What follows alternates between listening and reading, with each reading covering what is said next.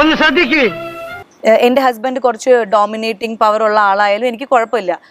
നീ ഇപ്പൊ ഇത് പറഞ്ഞതിന്റെ ഉദ്ദേശം എന്താ? അല്ല, ഞാൻ പറഞ്ഞതേ ഉള്ളൂ. വേണ്ട, താൻ പറയണ്ട. അതായത് കുറച്ച് ഫ്രീഡം റെസ്ട്രിക്ട് ചെയ്യുന്ന ആളായാലും എനിക്ക് കുഴപ്പമില്ല. അതെ, ഞാനിവിടെ സമാധാനമായിട്ട് കഞ്ഞി കുടിച്ച് ജീവിക്കുന്നത് നിനക്ക് സഹിക്കണില്ലല്ലേ? സ്വാസിക പറഞ്ഞു വരുന്നത് സ്വാസിക ആഗ്രഹിക്കുന്ന ലൈഫ് പാർട്ണർ എന്ന് പറഞ്ഞാൽ ഒരു കലിപ്പനാണ്, കട്ട കലിപ്പനാണ്. അത് എനിക്ക് കുഴപ്പമില്ല എന്ന് ഞാൻ പറഞ്ഞോളൂ. എല്ലാ സ്ത്രീകളും അങ്ങനെ ആവണമെന്ന് ഞാൻ പറയുന്നില്ല. ഇവർ നല്ല ബുദ്ധിയായിരുന്നു സാറേ. ഈയിടെയായിട്ട് എന്ത് പറ്റിയെന്ന് അറിയാൻ പാടില്ല. ഞാൻ പറഞ്ഞു എനിക്ക് ഇഷ്ടമാണ്, ഞാൻ തന്നെ കുക്ക് ചെയ്ത് കൊടുക്കുന്നത് എനിക്ക് ഇഷ്ടമാണ്. അതെ, ഇപ്പൊ എന്റെ ഹസ്ബൻഡ് വരുന്നവരെ വെയിറ്റ് ചെയ്ത് ഭക്ഷണം കഴിക്കാതെ ഇരിക്കുന്നത് എനിക്ക് ഇഷ്ടമാണ്. ചിലപ്പോ ഇങ്ങനെ ആലോചിക്കും രാവിലെ എണീറ്റ് അദ്ദേഹത്തിന്റെ കാലൊക്കെ തൊട്ട് തൊഴുവണം എന്നുള്ളത്. അതെല്ലാം എന്റെ ഇഷ്ടമാണ്. വേണ്ട, ഇന്നലെ കാല് പിടിച്ചില്ല, അത് മതി.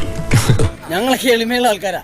അത് നിങ്ങൾ ചെയ്യണമെന്നോ അല്ലെങ്കിൽ ആ സ്ത്രീകളെ അടിച്ചമർത്തുന്നു ആ ടോപ്പിക്കിനോടൊന്നും എനിക്ക് അതിനെക്കുറിച്ചൊന്നും പറയാനില്ല. ക്ഷമ പരീക്ഷിക്കരുത്. അത്യാവശ്യം കുറച്ച് ഡോമിനേറ്റിംഗ് പവർ ഉള്ള ഒരു ഹസ്ബൻഡ് ഇടയ്ക്ക് നോന്ന് പറയേണ്ട ആവശ്യമുണ്ടെങ്കിൽ നോന്ന് പറയാനും അത് അക്സെപ്റ്റ് ചെയ്യാനും ഒക്കെ ഇഷ്ടമുള്ള ഒരാളാണ് ഞാൻ. അപ്പൊ ഇവിടെ കുറെ ഫെമിനിസ്റ്റ് എന്ന് പറയുന്ന കുറെ ആൾക്കാർ ഈക്വാലിറ്റി ഇല്ല എന്നൊക്കെ പറഞ്ഞിട്ട് കുറെ ആൾക്കാരൊക്കെ പറഞ്ഞിട്ട് വരുന്നുണ്ട്.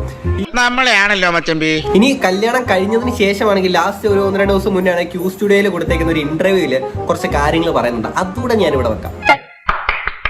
എല്ലാവരും ഇങ്ങോട്ട് നോക്കിൻ.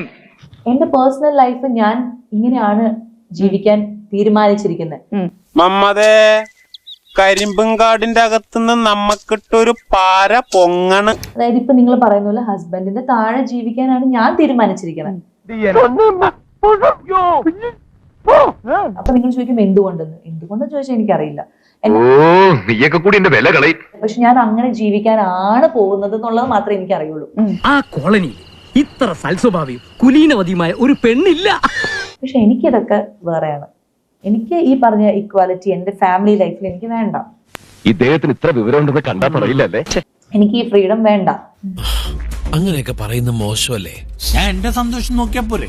അതെ, രത്നകുമാരി അമ്മ പറഞ്ഞത് വളരെ ശരിയാണ്. പക്ഷെ മൂന്നാമതൊരാള് ഇത് ഇൻഫ്ലുവൻസ് ആവേണ്ട കാര്യമില്ല, ഇത് ചെയ്യേണ്ട കാര്യമില്ല, ഇതാണ് ശരിയെന്ന് ഞാൻ എവിടെയും പറയുന്നില്ല.